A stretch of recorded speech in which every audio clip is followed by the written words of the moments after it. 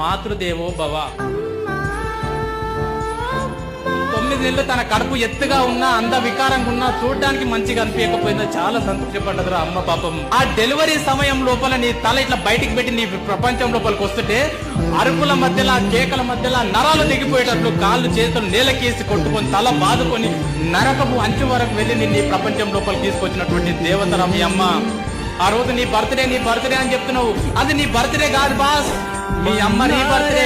మీ అమ్మ ఒక పునర్జన్మనెత్తితే కానీ ప్రపంచం లోపలికి రాలేదు బాస్.